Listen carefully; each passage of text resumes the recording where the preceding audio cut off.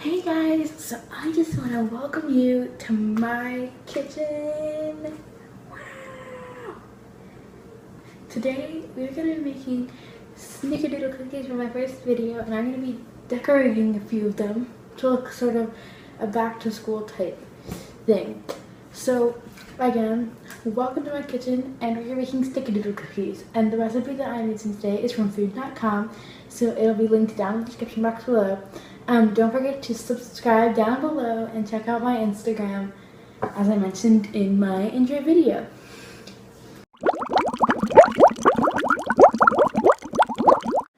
The things you will need today are 2 sticks or 1 cup of butter, 1.5 cups of sugar, 2 eggs, 2 3/4 cups of flour,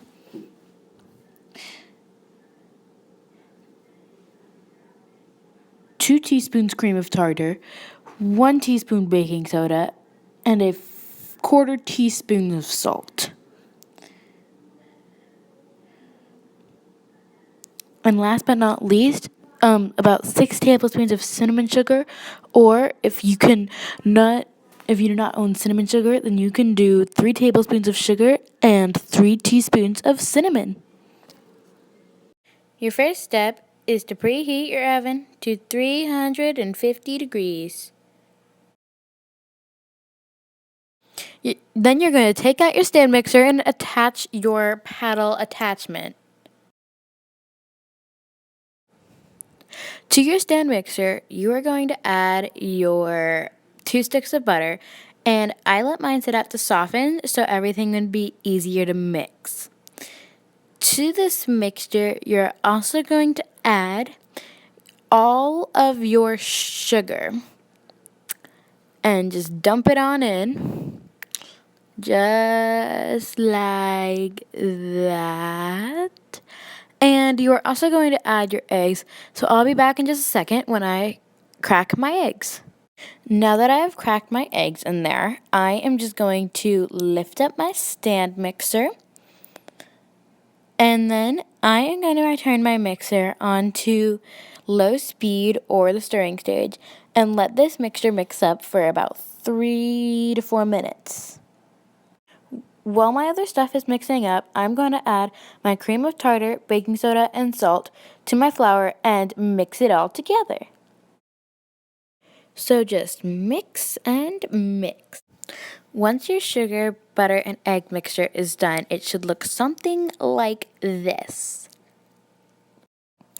Now that my mixture is done, I am going to take spatulafuls of my flour, cream of tartar, baking soda, and salt mixture and put it into my stand mixer once I have lowered it. And as you can see here, I am just taking spatulafuls, and I'm taking a few of those at a time to put into my stand mixer. And once I have put all of those in there, I'm going to pull up my stand mixer, and I'm going to pull the little handle, I guess, and just pull it back on and off a few times, so that way the flour can get in there and the flour doesn't spill everywhere. And then you're going to mix it all together and repeat this until all your dry ingredients are in your wet. Once all your dry ingredients have been added and incorporated, you're just going to remove your paddle attachment from your stand mixer and scrape all the dough off. Your next step is to take your dough and you're going to scoop it all off onto a piece of saran wrap. As you can see here, I have one on the counter right in front of me. So I'm just going to take my spatula and scoop all my dough out, and I will be back once all of my dough is onto my piece of saran wrap.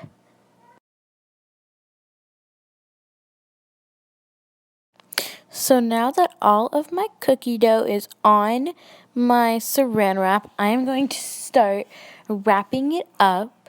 This is going to take as many pieces of saran wrap as you like. For me, it took 2.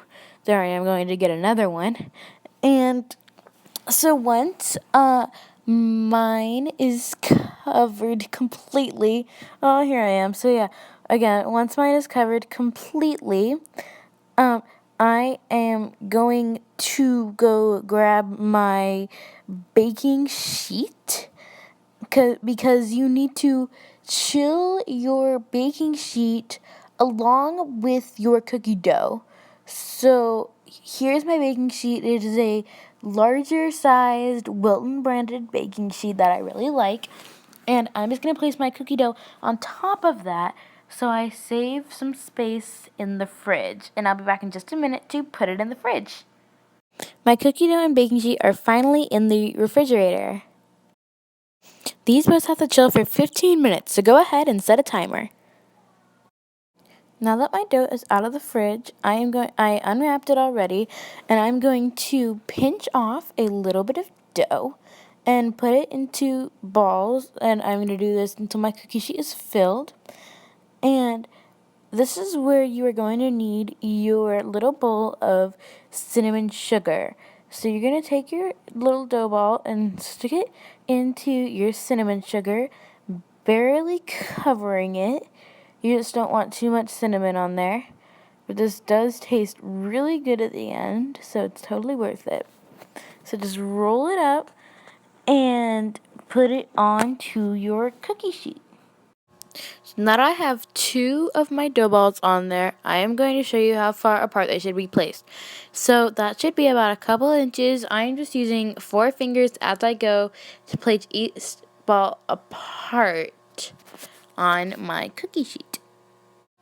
So now that I have 2 rows of cookies, each of these rows should be about 3 of my fingers apart, maybe about 1.5 inches. And now we really know that the cookies won't bump into each other while baking. So put your cookies in the oven, and you're going to bake these for 10 minutes. You can add on additional time if your cookies aren't completely baked yet. My cookies are now done. Mine took an additional 5 minutes, so I'm going to take them out and let them completely cool. And now I'm going to show you how to make these adorable pencil decorations. The colors of fondant you are going to need for this are, of course, yellow. You're also going to need a pink, which you're going to combine some red fondant and some white fondant, which I have right over here. You're going to need some light brown fondant, which I will show you how to be color. I will show you how you can properly color this type of fondant, or how I accidentally made this fondant in the tips and tricks video this month. You're going to need some, let me unwrap this real quick. Some dark brown fondant. In this package it almost looks purplish, but this is a dark brown color we're going to be using for the tip of the pencil. And I just made this with some red and green. And we take a little bit of green too, so that way you can make the little thing that separates the eraser and the pencil. And that is all the colors you're going to need. You're going to take a rolling pin. Today I am actually using a little fondant rolling pin, but you can just use a flat rolling pin, a regular rolling pin. It really doesn't matter. And you are going to roll out all of your fondant. So I'm going to start rolling mine now, but before I roll mine, I'm actually going to take my hand and just flatten it a little bit so that it's easier to roll out. So when it's flattened, I'm just going to take my rolling pin and roll out all of my pieces of fondant, and not too thick and not too thin. So just make it maybe 1/4 inch thick, like you're covering a cake almost. And just remember to turn it so that way you can roll it out completely. Once my fondant is rolled out, I am just going to take a regular kitchen knife, because that is what I use for most of my fondant decorations, and cut off all of my edges so that way they are all straight and the pencils look nice and straight at the end. So that way I don't have all zigzag shaped pencils, is what I guess I'm trying to say here. You're going to take your yellow fondant and cut it into thin strips, and then cut those strips in half for the main part of your pencil. To make the little green part that goes in between the pencil part and the eraser, you're going to take your green fondant and you're going to cut a thin strip, and you're gonna cut that strip in half, and then you're gonna take one of your yellow strips and you're gonna put it to whatever end you want to be the back of the pencil, and you're then gonna sort of mend the part together, and you're gonna mend the two pieces of fondant together, then take your knife and cut it off at the edge where the excess fondant is, and there you have it. So now I'm going to show you how to make the part of the pencil that I guess is sort of between the lead and the actual pencil. So I'm going to take my knife and cut a thick strip, and the height of it, or I guess the width, whatever you want to call it at this point, is supposed to be the width of the pencil. So just make sure it's about that in thickness or thinness, whatever. And lengthwise, you're gonna cut out a little square, just like that. So now I'm gonna take my little square and place it on the pencil and sort of mend it together like I did with the green part on the top. So just push the two pieces of fondant together, so hopefully they stay. And then I'm going to take my knife and cut off the excess on the side of the pencil. And then I'm going to cut off some of the bottom, so that way it's not too long. And if yours is like mine and comes off, you can just mend it together again. Or you can take a little bit of water on your finger and put it together that way. But that does make the fondant sticky. And there you have it. And now I'm going to show you guys how to make the cute little eraser. It's so cute. So, the first thing you're going to do is take your knife, and this is almost just repeating the same steps as the other two pieces that we did. So you're going to cut a strip, and then you are going to take it and cut a little square off like you did for the almost tip of the pencil. And get off my knife.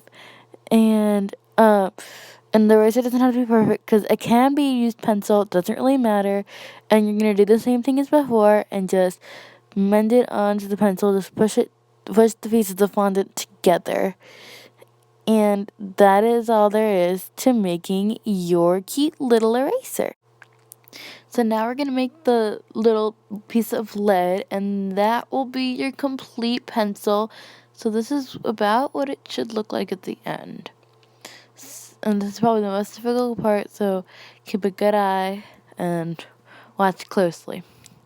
So the first thing you're going to do to make your little piece of lead is you're going to take your fondant and you cut it in a strip, and then you're going to take your strip and cut a little piece out of it, and then cut a little triangle piece out of that, just like I am doing here. So you're going to take a little triangle piece, and then you're going to sort of attach it to your pencil like you were before by sticking the piece of fondant together with your fingers.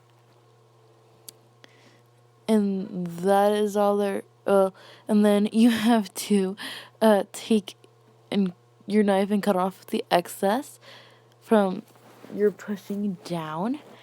And that is how you complete your pencil. To put the pencil in your cookies, you're going to need a bowl of water and your cookies that are all cooled down.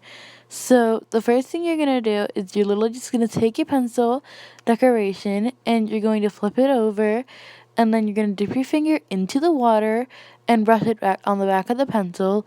This makes the fondant nice and sticky, and it's basically a glue. And then you're going to stick it onto your cookie. And that's it. Thank you guys so much for watching this video on how to make these adorable little pencil cookies, these little pencil snickerdoodles. I hope you guys like the snickerdoodle recipe. This is supposed to be for some nice, soft and chewy snickerdoodles.